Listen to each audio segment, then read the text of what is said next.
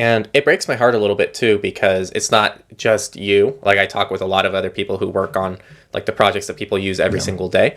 And it's a very cool luxury to have, because I can just message, if someone has a question about a specific browser, I can just message someone who's probably part of that team or developing one of the extensions. Like pretty much most of the tools on our resources page, a lot of them I have a direct contact with. So what you're saying is you have a long list of conflicting interests, not only with privacy guides and the new oil, but also with some of your recommended services. I say long list because you've mentioned before that there were relationships you couldn't disclose. In fact, a lot of the privacy and security tools that you rely on likely internally use the Google Advanced Protection Program to protect themselves to make sure they're pushing safe software to you. I am in contact with them, but I don't know which I can publicly talk about, but I do know I can publicly say that Brave, well, they're part of it too. All I'll say, I can't reveal things yet, but all I'll say is I'm actually in communication with Cloaked right now, and they hooked me up with a free account, and I'm in the process of trying it out. And so definitely, I think at least a review, but depending on how I like it, there might be something there. So we'll see how that goes. But yeah, I'm in the process of looking into Cloaked right now. And people in our forum have been talking a lot about Cloaked, so I really want to look into it. Can't really call yourself a neutral party now, can you? Especially since you're now working for Cake Wallet as their marketing manager. Oh, a bullshit artist. How can viewers look at your recommendations without wondering if it's genuine or an advertisement from a marketing manager? After all, you've misled viewers before. Remember this video? Nearly half the video was a glorified Synology ad. You didn't even disclose the nature of the so-called partnership either. What did Synology contribute in this partnership? Were you being paid? I'm sure your viewers would love to know before buying an expensive product that the average person doesn't even need. Before jumping into the mental health segment, I just want to issue a quick disclaimer. My statements should be taken in the context of the internet in a general sense. My statements do not apply in extreme situations, such as doxing and stalking. I don't condone such things, and they should not be tolerated either. Additionally, I am neither shaming nor disregarding therapy and its benefits. If you need someone to talk to or feel you're in danger, please do not hesitate to seek out professional help. Just avoid services like BetterHelp, who was recently fined for sharing patient data with companies like Facebook and Pinterest. With that being said, let's continue into the next segment. And it is not just you, it is not just me. Almost all of them universally deal with the same BS. And it really is like a community-wide problem, to the point where almost, first off, I told you this before, and I've said this before. Some of the teams straight up have dedicated therapists now to deal with the toxicity. I can totally understand. And I can absolutely relate. It's definitely discussions that have come up with my therapist, is like work in the community and how to deal with this stuff properly. And I'm sure, like, tons of other people. Same for me. So, I can say the same thing. It's like one of the biggest reasons why I spent hours in therapy is this toxicity in the community, in the privacy world, and this anxiety and the darkness it creates. And then people wonder, like, why aren't people behind these tools and companies spending more hours building these tools with the community? Why are they quitting? Why don't they respond to the community? This is why. John, I've got a tiny piece of advice that would benefit both you and Henry greatly for the future. Now let me give you Nichols worth of free advice, young man. It's very simple but very effective, so pay very close attention.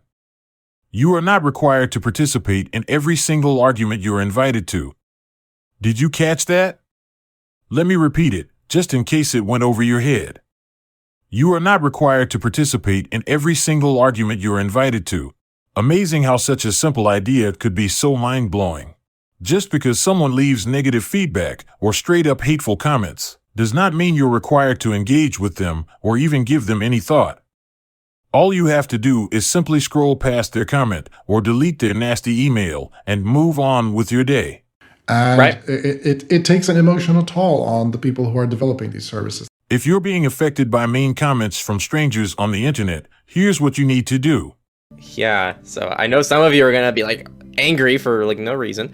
Go outside. And it's really sad too, because it's going to result in better user experiences for everybody, even if it's a service you don't like. Like, let's say you don't like a certain browser or a certain messenger, you Like, they might actually not be, like, what's the issue in just relaying to them, hey, I don't like the fact that you don't have these 2 features that I really use for my messenger, and leave it there.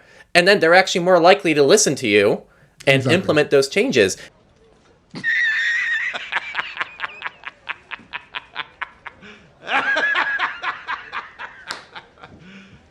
You serious? Did we conveniently forget about Signal dropping SMS support despite user complaints? Or how about the fact it took over 5 years for Signal to even release usernames?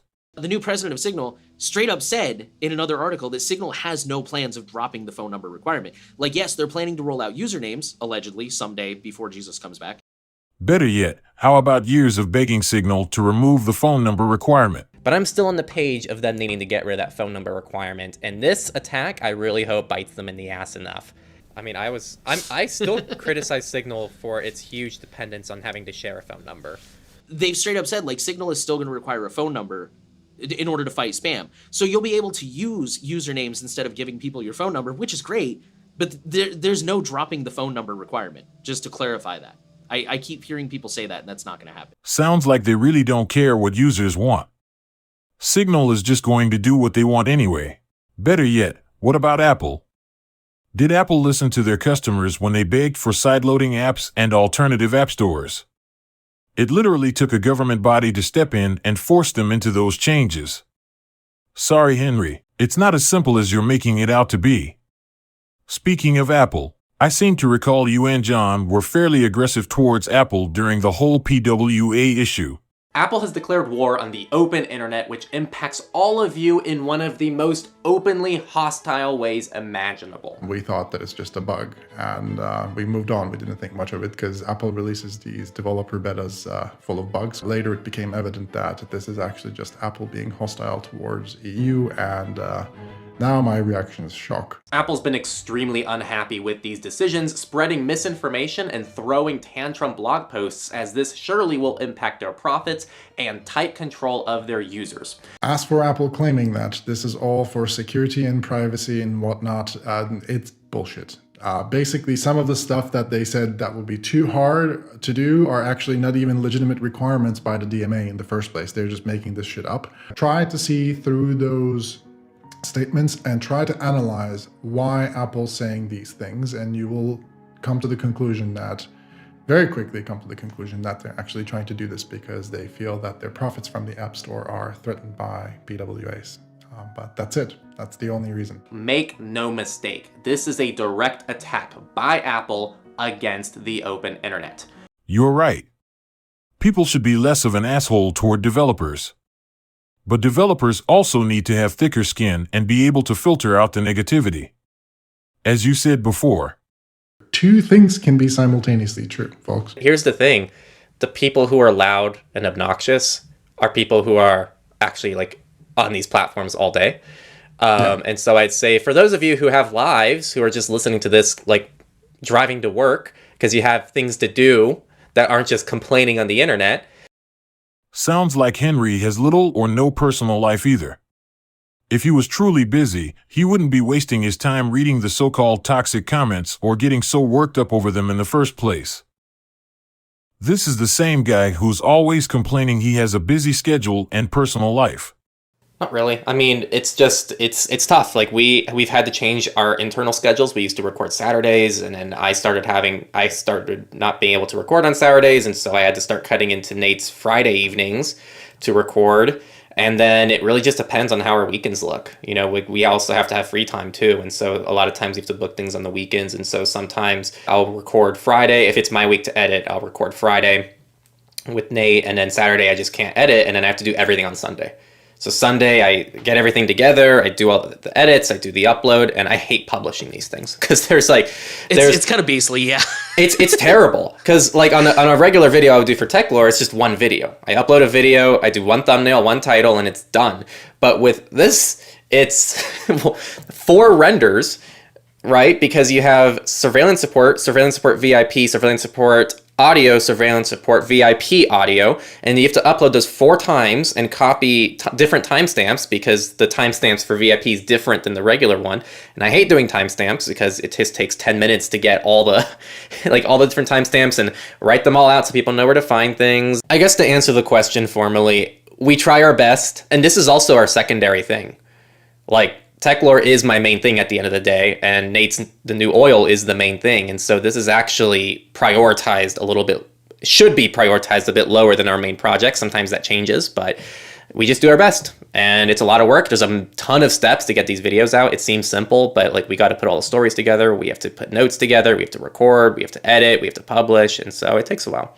So we appreciate the patience. We don't normally get comments of people going like, oh my gosh, you guys suck with your upload schedules. So thank you all for being patient with us. Yeah, and that too. I mentioned I have a day job, so a lot of the time there's things I just can't do until I have a weekend. So, all right, we're going to go into data breaches, and Nate here seems to have an idea that I very much agree with, and I would have probably done this a lot sooner, because back when I was doing surveillance support, I restricted, well, I didn't do any data breaches, and then you introduced data breaches, and I was like, that was one of my conditions for joining. Like 5.